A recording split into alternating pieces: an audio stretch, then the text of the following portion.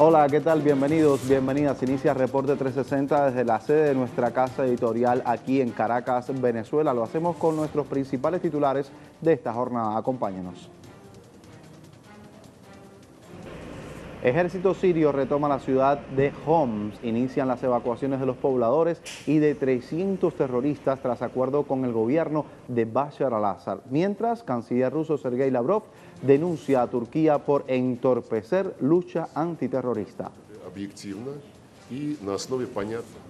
Gran expectativa electoral. España se alista para los comicios generales más disputados en la historia de la península ibérica, pautados para el próximo 20 de diciembre.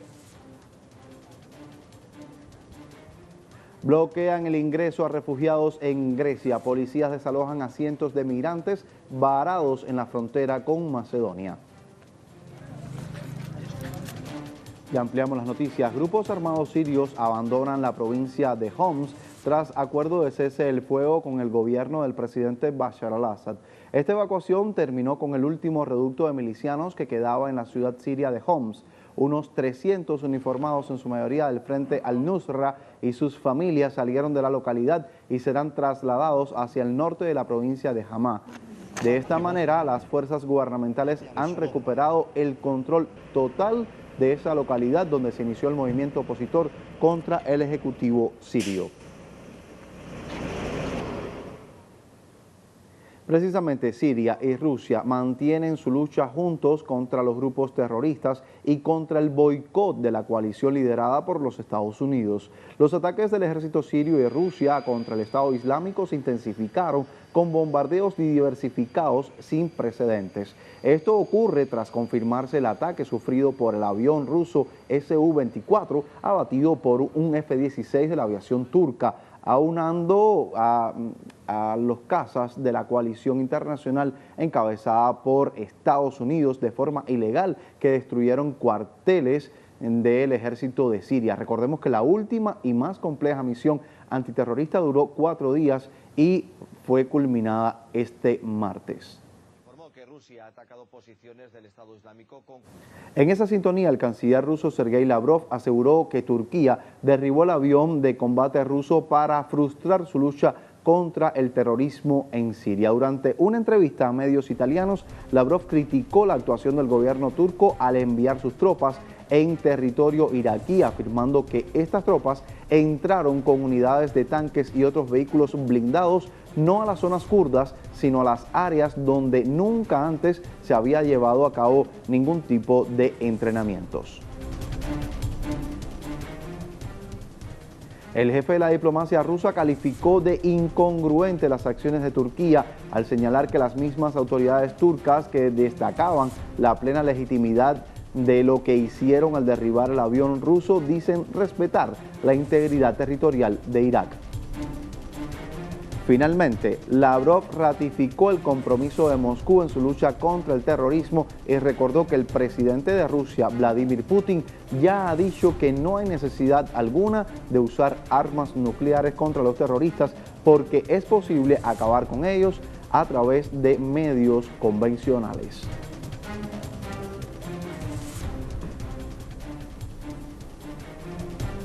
Luego de esta entrevista que concediera Lavrov a medios de Italia y ya divulgada en Moscú, allí está Julio César Mejías al tanto de cada detalle. Julio, ¿cuáles son las repercusiones que hay sobre estas denuncias hechas por Lavrov sobre las violaciones que se evidencian en el terreno en Siria? Te escuchamos, compañero, adelante.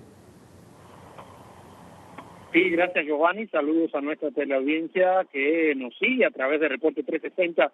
Pues por supuesto que los criterios y las declaraciones emitidos por Lavrov ante estos medios italianos han tenido una gran repercusión, particularmente porque recordemos que la operación conjunta de Rusia y Siria ha seguido intensificándose contra estos grupos terroristas y porque Moscú ha continuado mostrando su disposición a una amplia coalición para realmente obtener un triunfo necesario sobre este flagelo que no solo amenaza o destruye, como lo está haciendo, desangra al pueblo sirio, al pueblo de Irak y a otros países cercanos al Medio Oriente o del norte de África, sino que es un peligro para la humanidad entera. Así lo ha destacado el canciller ruso, Giovanni. Ha dicho además que sobre todo llama a esta coalición en torno a Rusia porque es el gobierno de Moscú el único que está ejecutando operaciones en el territorio de Siria de forma legítima, o sea, con la anuencia y el respaldo, la solicitud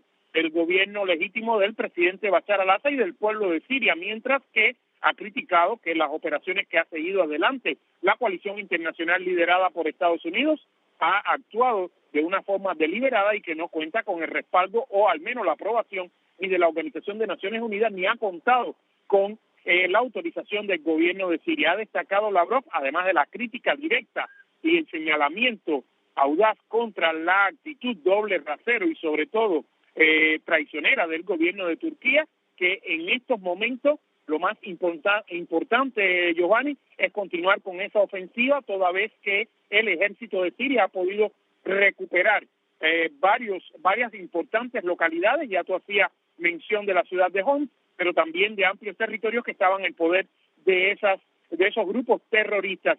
En menos de 24 horas, Rusia ha arrasado mediante estas operaciones de sus fuerzas aeroespaciales con 204 objetivos del autodenominado Estado Islámico, y ello gracias a la labor conjunta de su aviación que sigue desplegada allí en la base aérea de Meymin, pero también con la utilización, Giovanni, de el submarino Rostov del Don, que se encuentra cercano a las costas de Siria y que ya demostró, tal como lo presentó el general Sergei Shoigu, una prueba fehaciente de la efectividad con la cual tiene Rusia a través de una diversidad de medios para poder enfrentar a este autodenominado Estado Islámico y así no de necesidad de recurrir a armamentos nucleares. La situación sigue siendo tensa y difícil, por supuesto, y de ahí que el canciller ruso haya llamado nuevamente a esta necesidad de unión de todas las fuerzas, de todas las potencialidades que tienen tanto Rusia como el resto de esas potencias que se encuentran en la llamada coalición internacional. Giovanni.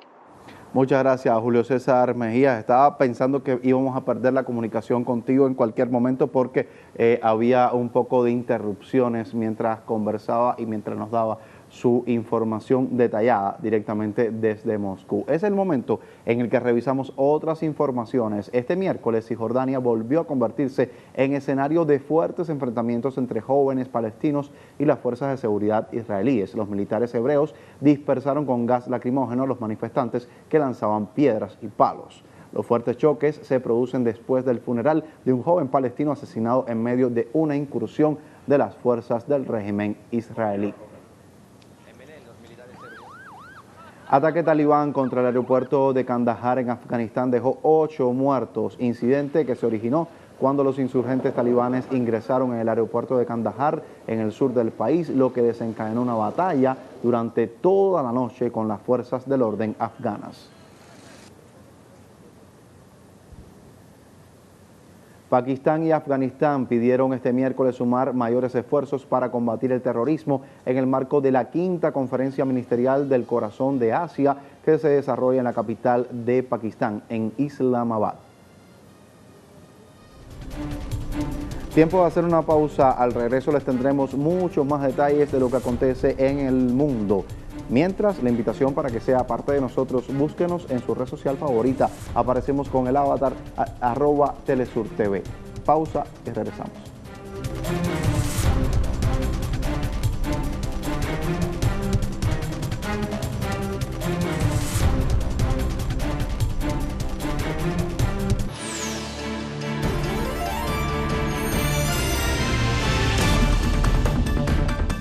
Este jueves, Paco Ignacio Taibo II recoge testimonios de los combatientes de la 8ª columna, Ciro Redondo, comandada por el Che.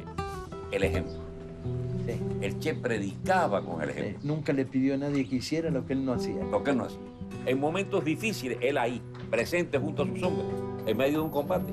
Exhibiendo gran firmeza y sacrificio, los rebeldes entran en el Escambray, llevando a cabo la decisiva campaña Relámpago. Ernesto Guevara, también conocido como el Che, la campaña Relámpago. Jueves, solo por Telesur. Payano busca la historia detrás de cada nota musical.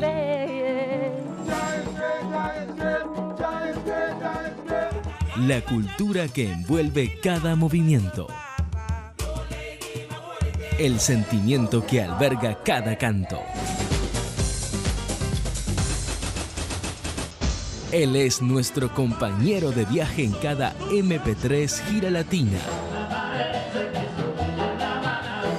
Todos los sábados. Solo por Telesur. La señal informativa de América Latina.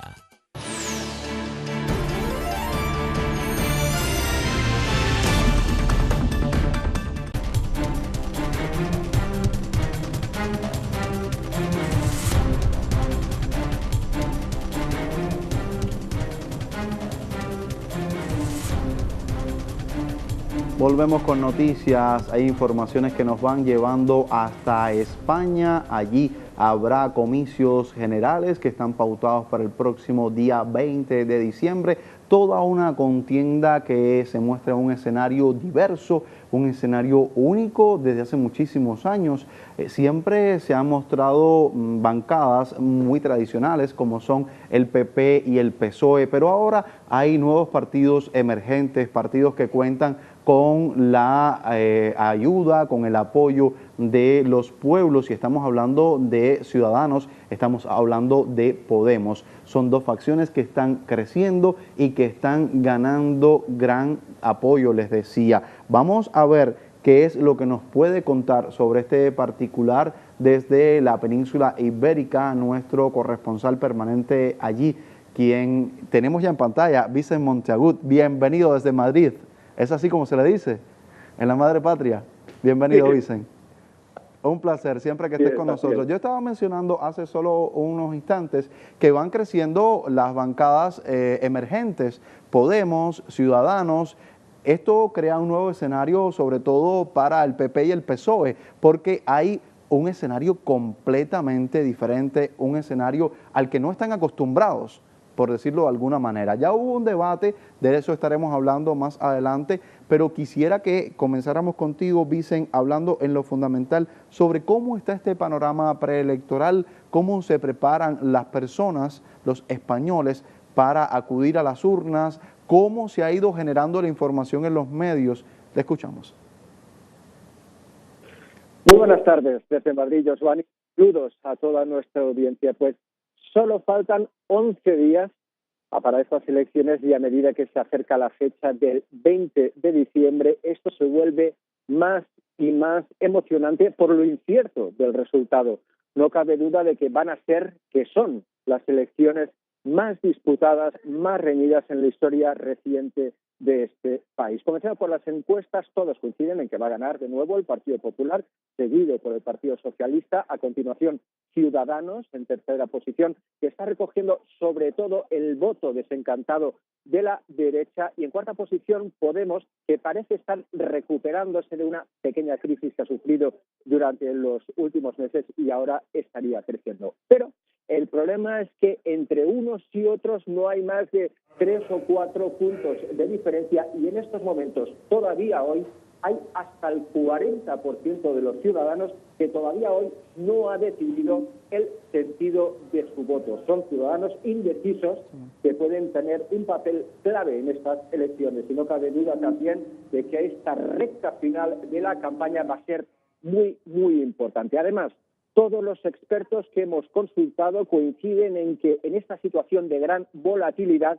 no es tan importante, digamos, la foto fija que muestran los sondeos, las encuestas, sino la evolución que lleva cada partido. Y en este sentido, todos los expertos coinciden también que son los partidos nuevos, las formaciones nuevas, los que están creciendo.